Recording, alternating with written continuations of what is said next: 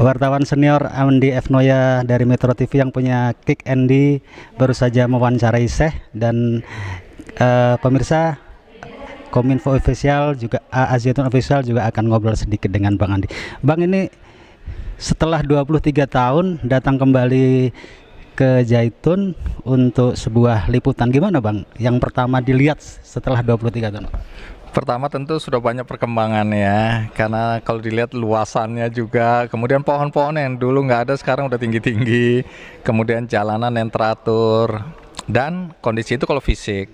Tapi yang saya senang adalah pemikiran, karena waktu bertemu dengan Pak Panji Gumilang, pemikiran-pemikirannya kan melampaui zamannya. Orang boleh setuju, boleh tidak.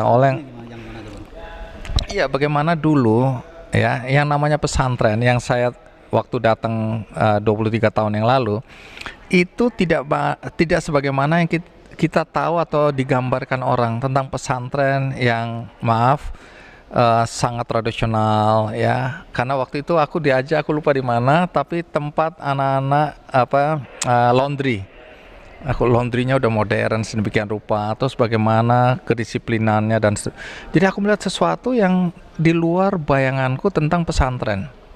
Nah, ini mengubah image pesantren menjadi sesuatu yang modern ya. Ada pondok-pondok pesantren yang menyebutkan pondok pesantren modern, tapi aku nggak pernah lihat secara fisik di sana. Tapi aku melihat apa yang ada di Al Zaitun. Jadi menurut aku itu visi yang melampaui zamannya, pemikiran-pemikiran yang terbuka.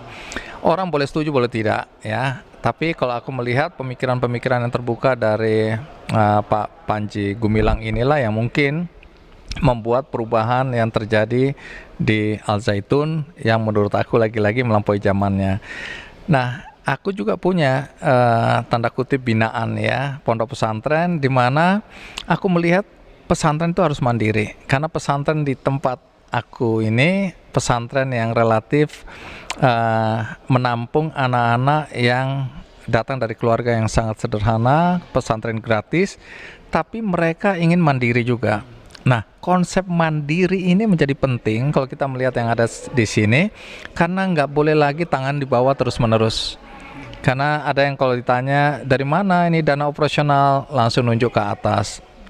Tapi peluang untuk mandiri itu padahal terbuka lebar dan sekaligus mengasah keterampilan anak-anak. Ya, keterampilan bercocok tanam, berkebun, keterampilan perbengkelan, keterampilan mengelola supermarket, keterampilan keuangan, literasi keuangan, itu harus ada. Nah, ini zaman yang seperti itu menuntut anak-anak keluaran pondok pesantren mengikuti zamannya. Itu yang aku lihat di sini, kesanku. Bang, ini kan kesini ini karena ramenya pemberitaan Al-Zaitun baik di media mainstream maupun medsos. Terus abang tadi udah wawancara selama 2 jam dengan saya. Dari jawaban-jawaban saya itu apa yang bisa abang sampaikan kepada masyarakat? Itu tersampaikan dengan sendirinya. Jadi Pak Panji Gumilang ini kan menjelaskan. Selalu aku akhiri wawancara Kick Andy double check dengan orang mau percaya boleh, tidak juga boleh. Jadi kembali kepada siapapun yang menonton dan dia menilai dari perspektif dia. Jadi saya tidak memaksakan bahwa harus percaya, saya tidak memaksakan apa yang saya pikirkan, karena di sini posisi saya sebagai medium, sebagai tempat aja.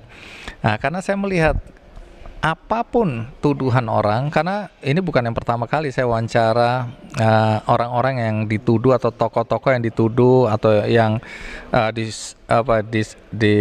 diinformasikan di media tentang hal-hal yang buruk, yang miring, yang negatif. Saya datang, saya cuma mau konfirmasi ya. Anda dibilang begini, Anda dibilang begitu, Anda dibilang dan seterusnya. Silakan, kita mau tahu apa jawaban Anda terhadap isu-isu miring seperti itu.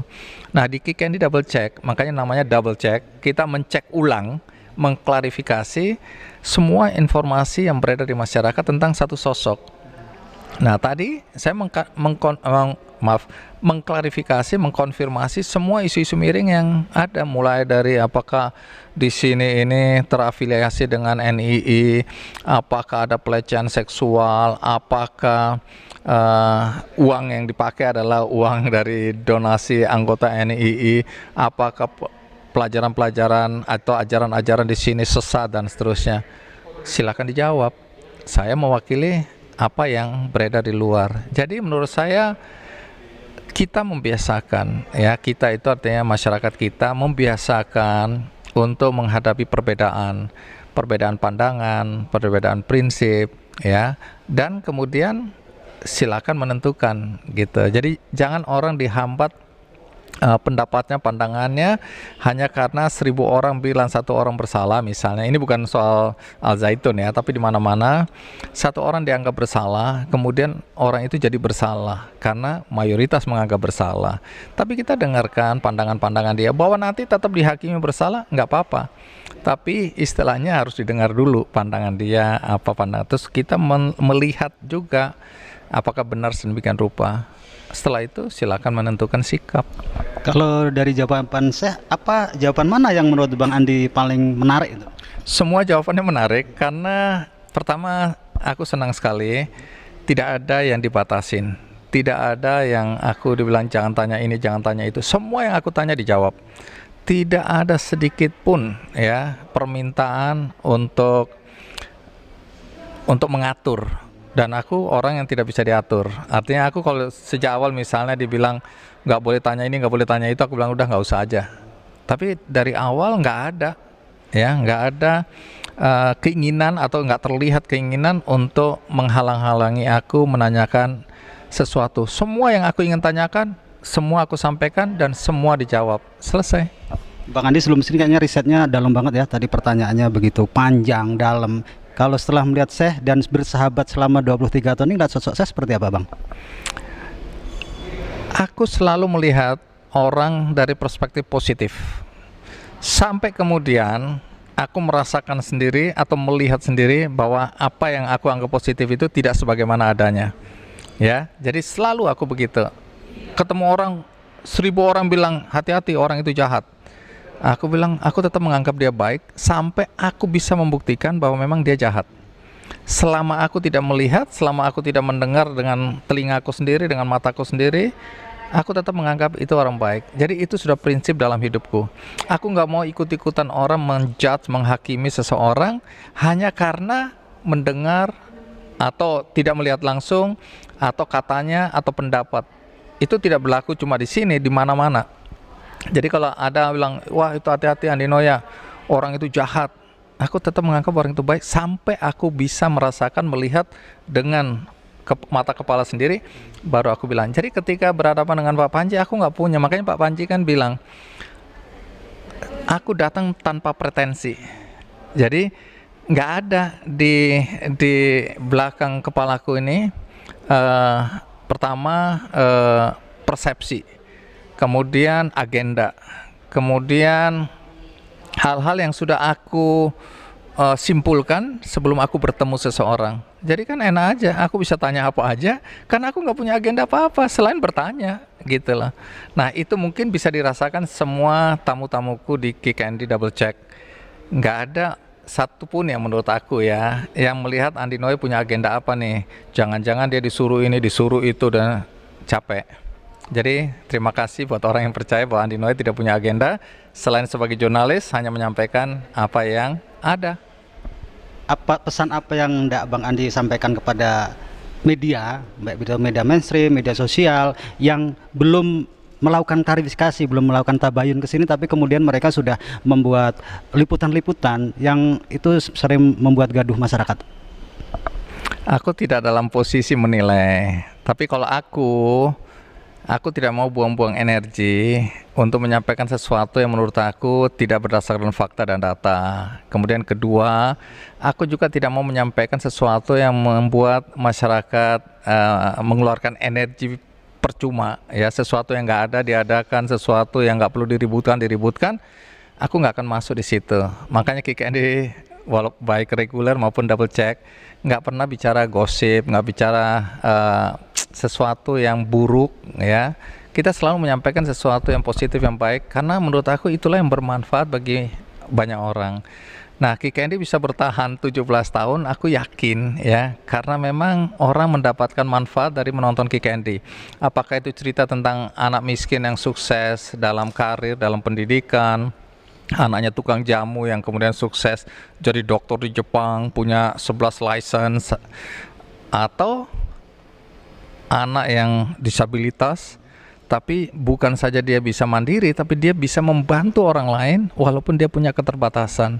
Nah, itu menurut aku bermanfaat karena banyak sekali penyandang disabilitas yang merasa hidupnya sudah hancur, tidak berguna, hanya karena dia tidak sempurna secara fisik. Nggak ada. Banyak orang-orang yang tidak sempurna justru membantu. Ambil contoh misalnya Sugeng Siswayudono yang aku sekarang jalan udah 15 tahun untuk gerakan kaki palsu gratis.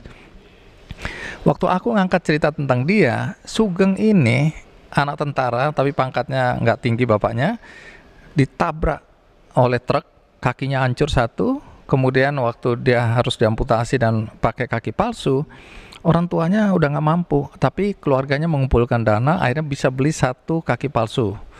Nah, waktu kaki palsunya rusak, dia kan mau beli tapi nggak ada uang, akhirnya dia mereparasi sendiri kaki palsunya. Lama-lama dia punya keterampilan membuat kaki palsu. Apa yang terjadi? Orang-orang datang sama dia minta dibuatkan kaki palsu. Tapi yang datang ini pada dasarnya sama juga, orang-orang dari keluarga sederhana yang nggak mampu beli.